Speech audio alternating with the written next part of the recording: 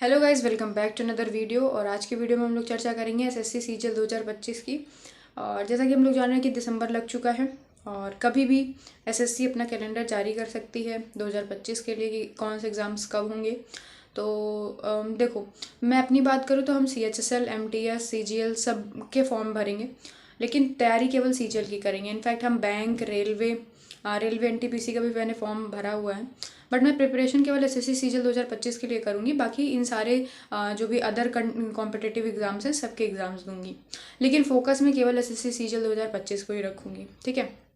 तो अब इसकी तैयारी करने की बात करूँ तो मेरा जो सिलेबस है, मैं अभी बोलूँ तो मैं अगर अभी बताऊँ तो मेरा सिलेबस जो है, अगर मैं मैथ की बात करूँ तो मैथ में लगभग 70% कंप्लीट है। और रीजनिंग में मेरा पूरा सिलेबस कंप्लीट है, बस उसका मॉक टेस्ट से प्रैक्टिस करनी है। और जीएस में 20% बोलेंगे, इंग्लिश में भी 20% ही सिलेबस कंप्लीट है। बाकी इन सबको और पढ़ना है। तो मैंने ये सोच रखा है कि दिसंबर तक मैं मैथ का 100% सिलेबस कवर कर लूँ, और उसके बाद जनवरी फरवरी इंग्लिश कवर कर लेंगे। और बाकी मैथ और रीजनिंग का रिवीजन करते रहेंगे, मॉक टेस्ट देते रहेंगे। बाकी जीएस अपना फरवरी के बाद से अच्छे से पढ़ेंगे। हालांकि ऐसा भी नहीं है कि मैं जीएस एकदम ही नहीं पढ़ रही हूँ, मैं डेली बेसिस पे थोड़ा थोड़ा जीएस, स्टैटिक जीके वगैरह याद कर रही हूँ। ठीक है। तो मैंने यही प्लान बना के रखा है बस। तो मैं यही कहना चाहूँगी कि आप सबसे पहले ये फोकस करो, आप जहाँ पर भी हो, जितना भी परसेंट आपका सिलेबस कंप्लीट है, आप ये फोकस करो कि आपको अपना सिलेबस कंप्लीट करना है। ठीक है। और सिलेबस कंप्लीट करने के बाद आप मॉक टेस्ट वगैरह अच्छे से देना। ठीक है। अगर सीजीएल को लेके चलो तो सीजीएल मुझे लगता है जून में हो जाएगा। तो अभी दिसंबर, जनवरी, फरवरी, मार्च और अप्रैल, मई में मान लो मॉक टेस्ट दे देंगे। ठीक है। तो 4-5 महीना आराम से है। और अगर सीएसएल को अगर टारगेट लेके चलोगे तो मुझे लगता है उसमें भी वो अप्रैल में हो जाएगा। तो जनवरी, फरवरी, मार्च, जनवरी, फरवरी, मार्च और दिसंबर हो गया इधर का। तो 4 महीने तो सीएचएल के लिए भी हैं। तो जितना भी सिलेबस कंप्लीट है, बस फोकस ये करो कि पहले सिलेबस कंप्लीट करना है सारा। ठीक है। और मैं तो यही कहूँगी पहले मैथ का सिलेबस कंप्लीट करो। क्यों?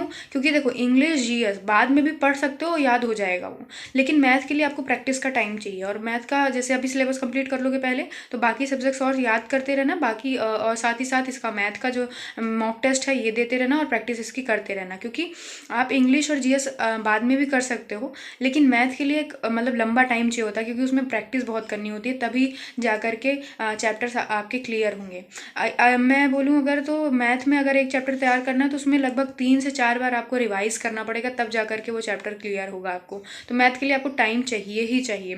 जैसे मेरा 70% सिलेबस कंप्लीट हुआ है, तो लगातार 6 महीने में मुझे लगता है मैंने मैथ पे अच्छे से फोकस किया, 4-5 महीने, तब जा करके 70% सिलेबस कंप्लीट हुआ है। अभी 30% और बचा हुआ है। मैं सोच रही हूँ दिसंबर तक इसको भी निपटा दूँ। उसके बाद रीजनिंग और मैथ मेरा कंप्लीट हो जाएगा, बस इसके मॉक टेस्ट देने होंगे और इसकी प्रैक्टिस करनी होगी अच्छे से। और बाकी फिर इंग्लिश बढ़िया सा पढ़ाई करेंगे, जनवरी फरवरी इंग्लिश कंप्लीट कर देंगे और फिर जीएस पढ़ेंगे।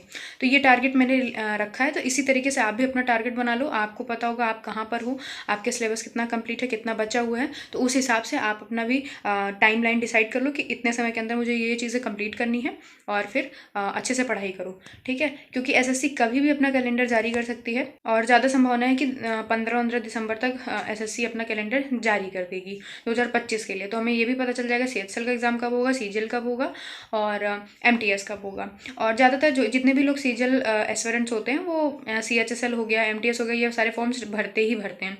तो मैं भी सीएचएल भी दूंगी और एमटीएस भी दूंगी 2025 का, 2024 का भी मैंने दिया था।